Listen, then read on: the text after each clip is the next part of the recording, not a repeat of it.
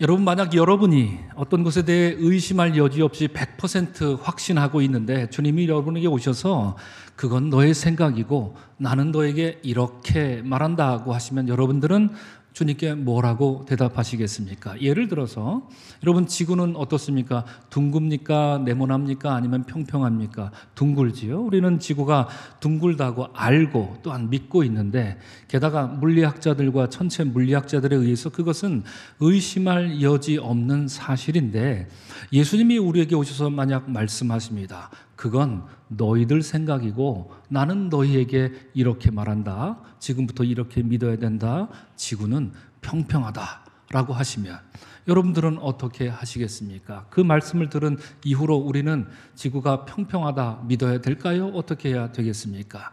이 질문을 먼저 저에게 해봤습니다. 예수님이 저에게 오셔서 만약 그리 말씀하시면 처음에 저는 곰곰이 생각해 볼 것 같습니다. 그래도 예수님이신데 체면은 좀 차려드려야겠다 생각을 할 것 같습니다.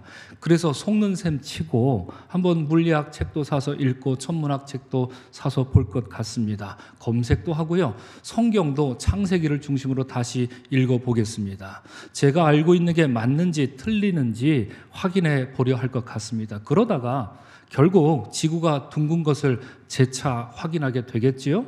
그러면 예수님께 제가 이렇게 말씀드릴 것입니다. 주님, 그건 주님 생각이고요. 지구는 둥굽니다. 라고 아마 그렇게 말씀드리지 않을까 싶습니다. 여러분도 그러하시지 않겠습니까? 제가 드린 예가 다소 부적절해 보이기는 합니다. 왜냐하면 우리는 지구가 둥글다는 것 정도는 이미 다방면으로 검증된 것을 압니다. 오늘날 누가 그걸 반박하려 하겠습니까? 그래서 그런 명백한 사실을 두고서 예수님이 뜬금없이 우리를 찾아와서 얘들아, 지구는 평평하다 이렇게 고집스럽게 주장할 리 만무합니다. 이런 점에서 제가 든 예는 적합하지 않습니다. 그러나 한편 생각해 봅니다. 이런 과학적 사실은 차치하고라도 우리가 지금까지 경험적으로 그리고 전통적으로 그리고 우리의 지식으로 자연스럽게 여기고 의심할 여지 없이 당연하다 생각하는 우리 삶의 많은 부분에 있어서 주님이 우리에게 오셔서 그건 너의 생각일 뿐이다. 그러나 나는 이렇게 말한다라고 하시면 과연 우리 중 누가 지금까지 삶을 포기하고 지금까지 삶을 버리고 지금까지 삶에서 돌이키고 교정해서 주님 말씀하신 대로 삶의 자세를 바꾸려 할 것인가 하는 의구심이 들었기 때문입니다. 오늘 본문은 여러분, 우리에게 주님이 그걸 묻고 있습니다. 지금껏 이스라엘 백성들이 그리고 고대 유대 사회가 세상이 무너져도 이건 절대로 바꿀 수 없어. 세상이 무너져도 이건 변해서는 안 돼. 세상이 무너져도 1.1획을 더하거나 빼서도 안 되는 저들 삶의 근간이 되는 율법을 예수님이 오늘 말씀에서 쥐고 흔들고 계시기 때문입니다. 그 이야기의 중심에 오늘 설교 제목, 곧 너희가 들었으나 나는 너희에게 말한다가 있습니다. 오늘 말씀을 통해 사랑하는 성도 여러분, 주님이 우리에게 그렇게 물어오실 때 우리가 대답할 말은 무엇인지 함께 여러분과 찾아보고자 합니다. 주께서 우리에게 지혜를 주시고 또한 은혜를 베풀어 주셔서 우리가 주님께 드릴 합당한 응답을 찾아 이를 통해 우리 삶이 주의 말씀에 온당한 삶으로 변화되고자 이 시간 다짐하는 여러분 모두가 될 수 있기를 주님의 이름으로 먼저 축복을 드립니다. 우리는 2주 전부터 여러분 마태복음 5장에 나오는 산상수훈을 나누고 있습니다. 산상수훈의 시작은 팔복이었습니다. 예수께서는 8개의 그 충격적인 복을 선포해 주심으로 하나님의 자녀요, 옛 이스라엘이 아닌 이제 새 이스라엘 백성들, 곧 예수 그리스도를 따르는 여러분과 저처럼 그리스도인들이 누려야 할 복이 무엇인지 알려주셨습니다. 팔복에 이어서 지난주에 나눴던 것처럼 예수께서는 너희는 땅의 소금이요 세상의 빛이라 말씀하셨습니다. 이로써 세상을 살아가는 우리 그리스도인들의 사명은 무엇이고 삶의 자세는 어떠해야 하는지를 소금과 빛이라는 그 시각적인 이미지로 알려주신 것입니다. 여기까지의 말씀이 산상수훈의 서론이었다면 이제 오늘부터는 본론에 들어가는 격입니다. 아쉽게도 이 본론 이야기가 오늘로 끝나고요. 다음 주부터는 다른 본문이 우리에게 주어질 텐데요. 여하튼 그러합니다. 오늘 말씀부터 산상수훈의 본론에 들어갑니다. 오늘 본문은 21절부터 시작하지요. 바로 직전에 있는 여러분 성경 가지고 성경 20절을 살짝 보십시오. 주님은 제자들에게 이렇게 말씀하셨습니다. 너희 의가 서기관과 바리새인보다 더 낫지 못하면 결코 천국에 들어가지 못하리라 하셨습니다. 그러므로 오늘 본문 21절부터 주님은 우리의 의가 서기관과 바리새인보다 더 나을 방법을 알려주실 것만 같습니다. 아니, 분명 그럴 것입니다. 기대하십시오. 오늘 본문에서 주님은 더 나은 의에 관한 지침을 주고자 하실 것입니다. 그래서 기대도 되겠지만 걱정도 됩니다. 오늘 본문이 시작하는 마태복음 5장 21절부터 그리고 오늘 우리가 나눈 본문은 아니지만 5장이 끝나는 48절까지에는 6개의 아주 중요한 예수님의 핵심적인 가르침이 나오는데요. 이 본문에서 예수께서는 분노, 간음, 이혼, 맹세, 복수 그리고 이렇게 5가지와 마지막 6제로 원수 사랑에 대해서 가르칩니다. 오늘 본문에는 분노, 간음, 이혼, 맹세까지만 나오는 거겠죠. 그런데 여러분 자세히 보면 어느 것 하나 주제가 쉽지 않습니다. 이것을 일컬어서 소위 6개의 대립 말씀 이렇게 부릅니다. 우리 한번 따라해 볼까요? 6개의 대립 말씀. 네, 그렇습니다. 이렇게 이름 붙인 것은요, 예수께서는 오늘 본문에서 지금까지 이스라엘 백성들이 당연하게 지켜왔던 구약 율법과 관습을 하나씩 거론하시면서 거기에 새로운 명령을 덧붙였기 때문입니다. 오늘날 기독교 윤리학자요, 평화학자로 유명한 하워드 요더라는 사람이 있습니다. 그는 성서학자는 아니지만 오늘 본문 마태복음 5장이 무엇을 의미하는지 누구보다도 명확하게 정의를 내리고 있습니다. 곧 그는 앞서 말씀드린 이 6개의 대립 말씀에 대해서 다음과 같이 정리하고 있습니다. 제가 우리말로 옮겨 보았습니다. 예수께서는 제자들을 부르셔서 새롭게 살아갈 삶의 방식을 알려주셨습니다. 곧 범죄자는 용서로 대하고 폭력 앞에서는 고난으로 대처하는 전에 없던 방식이었습니다. 또한 돈을 대하는 새로운 방식을 알려주셨으니 이는 나눔이었습니다.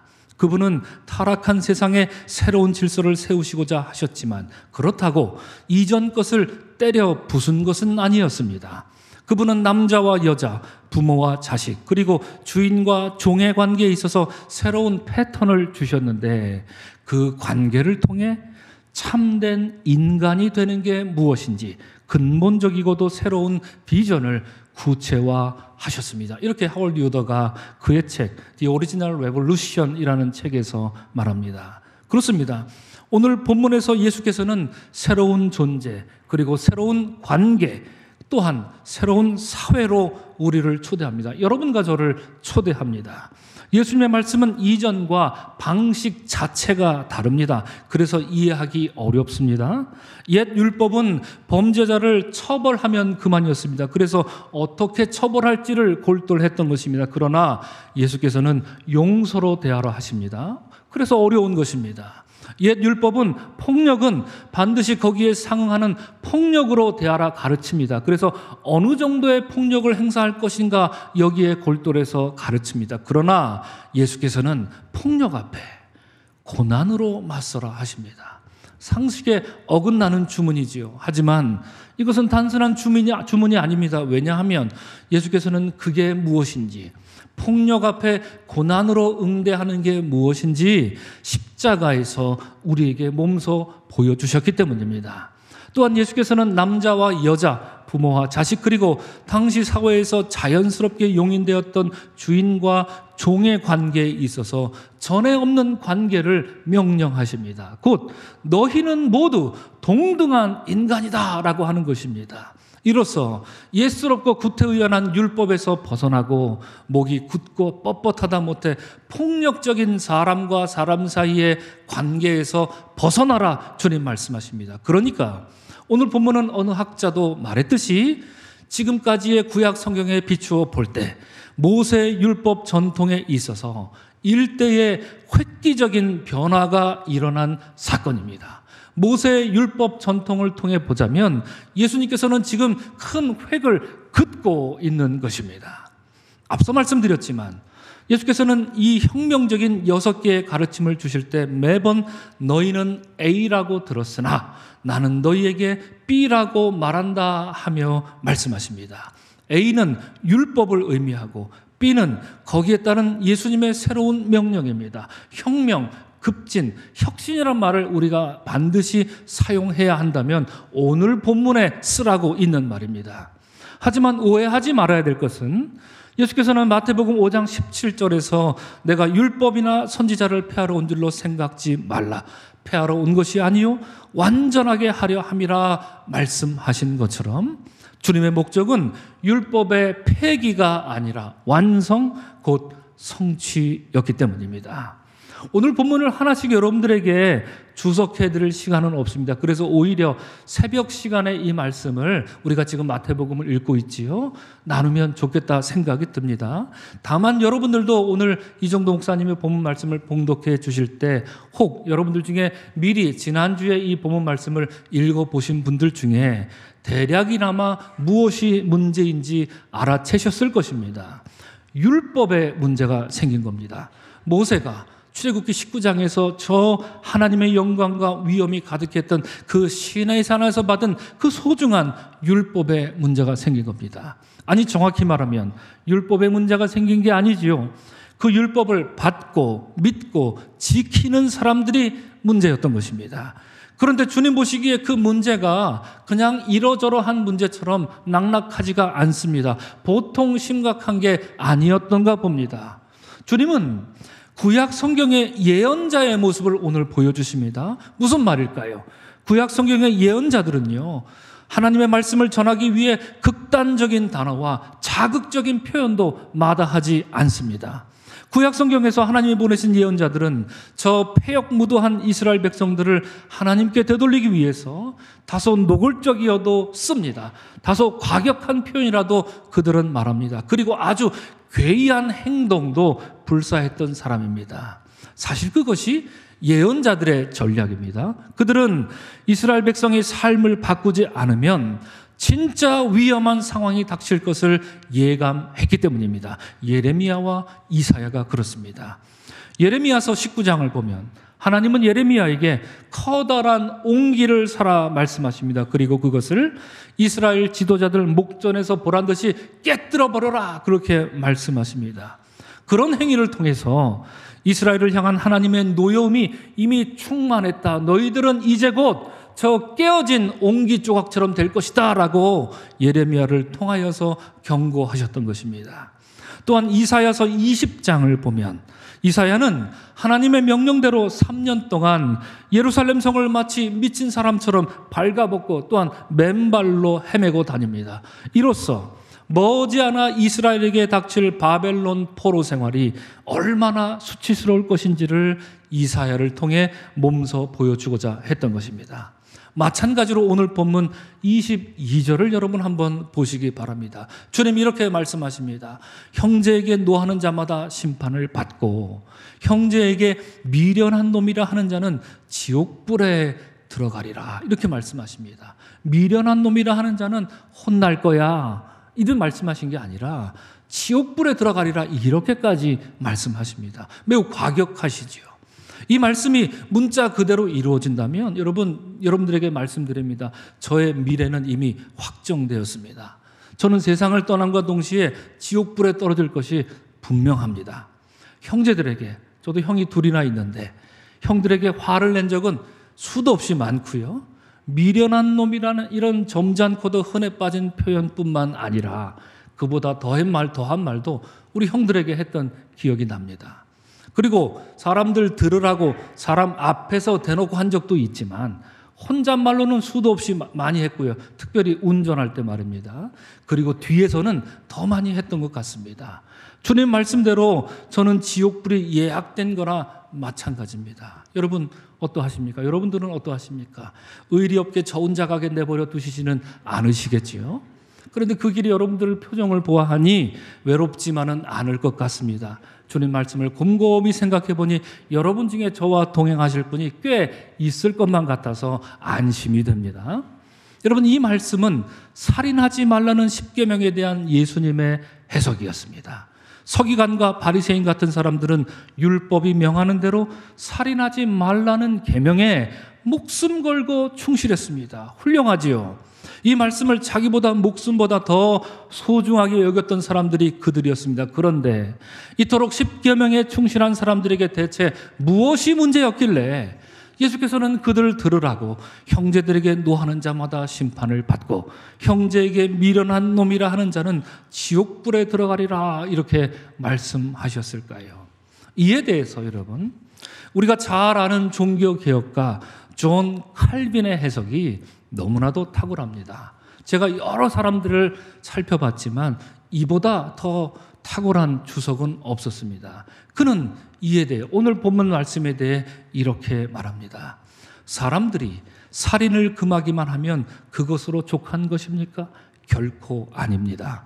하나님은 우리가 다른 이들에게 상처를 주는 것은 곧 그분 자신을 공격하는 것이나 마찬가지라고 말씀하십니다. 모든 악인은 이미 살인입니다. 왜냐하면 사실 우리의 혀는 다른 이를 베는 칼이나 다를 바가 없기 때문입니다. 이렇게 칼빈은 말합니다. 그렇습니다.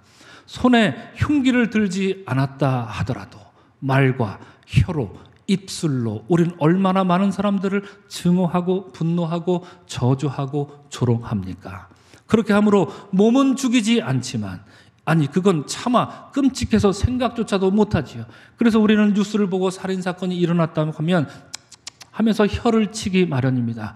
그리고 그것은 끔찍해서 우리가 할 수 있는 일도 아닙니다. 그러나 우리는 얼마나 대범하고도 담대하게 타인의 존재를 깔아 뭉개고 멸시하고 있는 것입니까? 이에 대해 어느 학자는 다음과 같은 문장으로 정리합니다. 살인 금지 계명은 근본적으로 존재론적 살인을 금지하는 계명입니다. 말이 좀 어렵지만 여러분 잘 새겨 들으시기 바랍니다. 살인 금지 계명은 근본적으로 존재론적 살인을 금지하는 계명입니다.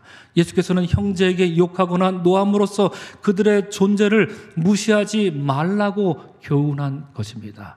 살인으로 육신을 죽이는 것과 말과 혀로 존재를 무시하는 것은 다르지 않다, 예수님은 말씀하신 것입니다. 여러분 또한 이건 어떻습니까? 주님 말씀하셨습니다. 29절에서요. 내 오른 눈이 너로 실족하게 하거든 빼어내버리라. 내 백체 중 하나가 없어지고 온몸이 지옥에 던져지지 않는 것이 유익하다. 또 지옥이 나왔습니다. 뜨겁습니다. 말만 들어도 말입니다. 이 말씀은 간음에 대한 주님의 가르침인데요. 이것을 우리에게 적용하기가 참으로 실로 두렵기만 합니다. 우리의 눈은 우리로 하여 실족하게 만드는 것이 사실이기 때문입니다. 더군다나 예수님 시대와는 비교할 수 없이 이렇게 시각적으로 자극적인 세상에 우리가 살아가고 있기 때문입니다. 그래서 이 말씀을 문자적으로 적용하면 주님 말씀처럼 차라리 빼버리는 게 100번 옳습니다. 그렇다면 여러분, 감히 말씀드리건대 슬프지만 그리고 죄송한 말씀입니다만 우리 중에 두 눈 뜨고 다닐 사람은 몇 명이나 과연 되겠습니까? 그래서 어느 작가의 저 유명한 소설 눈먼 자들의 도시라는 책 제목처럼 서울이 눈먼 자들의 도시가 되는 건 사실상 이 말씀을 적용한다면 시간 문제에 불과할 것입니다. 여러분, 성경에는 간음에 대한 유명한 이야기가 나오지요. 이름하여 요한복음 8장에 나오는 간음하다 붙잡힌 여인 이야기 말입니다. 모세 율법은 간음에 대해 이렇게 엄히 경고합니다. 남자가 다른 남자의 아내, 곧 자기의 이웃집 아내와 간통하면 간음한 두 남녀는 함께 반드시 사형에 처해야 한다 레위기 20장 10절 말씀입니다. 그런데 여러분, 이것이 사실이라면, 이것이 사실이고 우리가 이것을 적용해야 한다면, 이 이야기에서, 요한복음의 이야기에서 간음하다 붙잡힌 여인은 있는데 현장에서 붙잡혔다고 하면서 남자는 어디 간 겁니까? 그는 어디 가고 여인만 붙잡혀 돌에 맞아 죽게 될 거란 말입니까? 그런데 우리가 주목해서 봐야 할 관전 포인트가 하나 더 있습니다. 그 사건에서 서기관과 바리새인은 예수님을 찾아와서 이렇게 말합니다. 모세의 율법에 이러한 여자를 돌로 치라 명하였거니와, 이렇게 말하지요. 여러분 화면에서 보시는 것처럼 말입니다. 여러분, 이 말을 어떻게 생각하십니까? 저들의 말이 맞습니까? 틀립니까? 이렇게 말한 서기관과 바리새인들은요, 여러분, 돌팔입니다. 돌팔이 서기관, 돌팔이 바리새인입니다. 왜 그렇습니까? 성경은 저렇게 말하지 않습니다. 간음에 관한 레위기와 신명기 둘 다 엄히 말하는 것은 두 사람을 다 성문 밖으로 끌어다가 놓고 돌로 쳐서 죽이라 말하는 것입니다. 그러므로 여인이 있다면 남자도 반드시 찾아와야 하는 것입니다. 그리고 둘 다에게 물었어야 그것이 옳은 것입니다. 그러나 서기관과 바리새인들은 그러지 않았습니다. 여자만 돌로 쳐 죽이려고 하는 저들의 그 몹쓸 관습, 주님이 그걸 모를 리 없었던 것입니다. 그 말을 들은 예수께서는 우리가 알다시피 몸을 굽혀 손가락으로 땅에 뭔가 이렇게 슥슥슥슥 쓰셨습니다. 뭐라고 쓰셨을까요, 여러분? 뭐라고 쓰셨을까요? 여기에는 여러 가지 설이 있지만 오늘 우리가 읽은 마태복음 5장 본문에 의하면 저는 아마도 이렇게 쓰지 않으셨을까 싶습니다. 남자도 데려오라, 그리고 다시 물어라 라고 말이지요. 오늘 본문에서 예수께서는 간음에 대해 말씀하시기를 28절에서 나는 너희에게 이르노니 음욕을 품고 여자를 보는 자마다 마음에 이미 간음하였다, 이렇게 말하죠. 이 이야기 남자 들으라고 한 말입니까? 여자 들으라고 한 말입니까? 여러분, 남자들에게만 일방적으로 경고하신 말씀이었습니다. 남자와 여자가 함께 간음을 해도 여자만 죽어나가는 세상, 바로 그런 세상에서 예수께서는 남자들에게 간음하지 말라는 단순한 십계명을 넘어서 생각으로라도 여성을 도구로 여기지 말라 말씀하신 것입니다. 여성은 여성이라는 존엄한 존재일 뿐 여성을 비인격적인 존재로 바라보지 말라는 것입니다. 이로써 당시 유대 사회에서는 상상도 할 수 없는 말씀, 곧 남자와 여자는 하나님이 지으신 피조물로서 동등하고 평등한 인간이라 라고 선언해 주신 것입니다. 여러분, 여자를 보고 음욕을 품는 자마다 마음에서 이미 간음하였다, 이와 유사한 예가 당시 고대의 그 어떤 문헌에도 나오지 않습니다. 그리스 철학에 이런 사상이 존재하지 않습니다. 고대 근동 그 어떤 문헌에도 이와 같은 혁명적이고도 충격적인 가르침은 나오지 않습니다. 오직 예수님만 이리 말씀하셨습니다. 사랑하는 성도 여러분, 이처럼 오늘 본문에서 예수께서는 제자들에게 전에 없는 가르침을 주셨습니다. 어디서 그런 말을, 비슷한 말을 들은 적도 없는 이야기를 예수님이 지금 하고 계십니다. 누구도 건드릴 수 없는 구약 성경의 율법을, 특별히 십계명의 가르침을 넘어서는 일대의 획기적이고도 혁명적인 가르침으로 예수님은 새 언약의 시대를 열어놓으셨습니다. 산상수훈은 여러분 오늘 말씀 쭉 보시면 아시겠지만 오직 예수님의 말씀만 나와 있습니다. 그래서 이 말씀을 앞에서 듣고 있는 그 제자들의 반응이 어떤지 우리가 알 수는 없지만 아마도 이런 말씀을 듣고 있는 제자들의 얼굴은 부끄러움에 붉어졌다가 놀라움에 파랗게 됐다가 또한 섬뜩함과 두려움으로 하얗게 질리기도 했을 것입니다. 그리고 이러한 가르침의 중심에 오늘 설교 제목인 너희는 그렇게 들었으나 나는 너희에게 이렇게 말한다가 있었던 것입니다. 사랑하는 오늘 이 예배 드리는 성도 여러분, 우리 주님이 여러분에게 찾아와서 여러분의 생각과 여러분의 신앙에 대해 이렇게 말씀하신다면 여러분들은 무엇이라 대답하시겠습니까? 여러분들의 삶이 남들이 부러워할 만큼 일취월장 성공을 향해 달려가고 있든지, 아니면 이상하게도 하는 일마다 잘 안 풀리고 실패해서 좌절하고 낭망하는 마음으로 있든지, 만일 주님이 그런 여러분에게 찾아가서 너희는 그것을 성공으로 아느냐? 너희는 그것을 실패로 아느냐? 그러나 나는 너희에게 이렇게 말한다 하시며 말씀하실 때 여러분은 어떻게 주님께 대답하시겠습니까?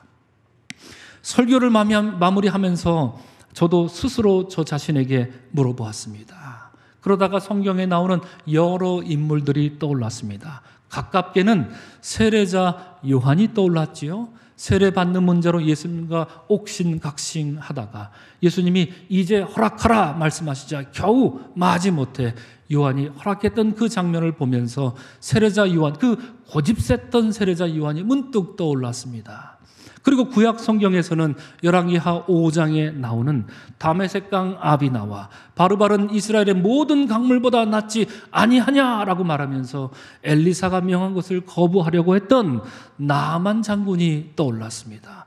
그러나 그는 끝내 하나님의 사람의 말대로 요단강에 7번 몸을 담갔다라고 성경이 말하고 있지요. 참으로 다행스러운 일입니다.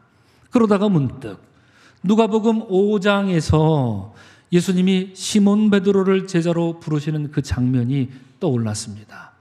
예수께서는 시몬의 배에 오르십니다. 한참 말씀을 가르치시다가 이제 물고기를 잡고 돌아오는 그 시몬의 배를 붙잡아 그 배 위에 올라타십니다. 그리고 시몬에게 말씀하셨지요. 깊은 데로 가서 그물을 내려 고기를 잡으라 말씀하십니다. 그러자 시몬은 뭐라고 대답했던가요? 예수님께 대답하기를 선생님, 아직 그가 누군지를 모릅니다. 그래서 주님 이렇게 부르지도 못합니다. 다만 선생님 하고 부르지요. 우리들이 밤이 새도록 수고하였을 때 잡은 것이 없지만은, 그리고 저 위대한 말씀에 의지하여 내가 그물을 내리리이다 라고 대답하고 6절에 이어서 그는 그렇게 했다고 성경은 말합니다. 말씀에 의지하여, 여기서 시몬이 대답한 저 말씀에 의지하여 내가 그물을 내리리이다, 말씀에 의지하여, 이 번역이 다소 좀 이상합니다. 원문에 따르면 그렇지가 않은데요. 그래서 영어 성경은 이 말씀을 이렇게 옮깁니다. Because you say so.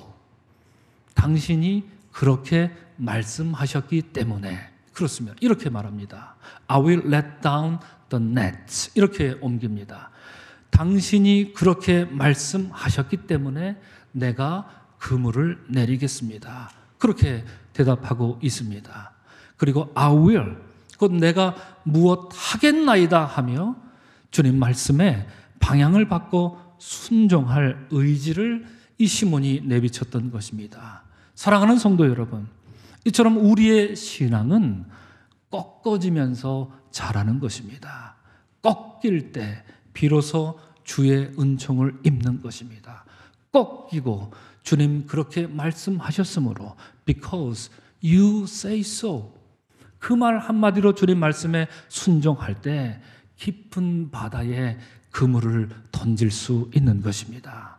사랑하는 성도 여러분, 이처럼 주님이 여러분에게 너희는 그렇게 들었으나 나는 너희에게 이렇게 말한다 말씀하실 때 여러분 더 이상 여러분이 갖고 있는 생각과 신앙과 그 무엇이라 할지라도 고집하지 않는 여러분들이 되시기를 바랍니다. 주님 여러분에게 그렇게 말씀하실 때 시몬 베드로를 떠올리는 여러분 되시기를 바랍니다. 주님 말씀을 여러분의 알량한 신앙과 여러분의 생각에, 여러분의 경험에 가두지 않기를 축복합니다. 오히려 비록 여러분의 삶에 비추어 도무지 납득할 수 없는 주의 말씀을 듣는다 해도 주님이 그렇게 말씀하시니 내가 그물을 내리겠나이다, 이렇게 시몬 베드로처럼 대답할 수 있는 여러분들이 되시기를 주의 이름으로 간절히 축원합니다. 아멘. 기도하겠습니다. 너희가 들었으나 나는 너희에게 말한다. 그렇습니다. 주님, 우리의 생각과 우리의 경험과 우리의 신앙으로 주님을 가두어 둘 수 없습니다. 그래야 우리는 시몬 베드로의 신앙이 필요합니다. 주님, 우리는 꺾일 때 자라납니다. 꺾일 때 비로소 깊은 바다에 그물을 던질 수 있습니다. 주님 말씀하실 때 우리의 삶이 변화되도록 마음으로 결단하고 실행에 옮길 수 있는 사랑하는 모든 성도들 되게 하여 주시옵소서. 예수 그리스도의 이름 받들어 기도합니다. 아멘.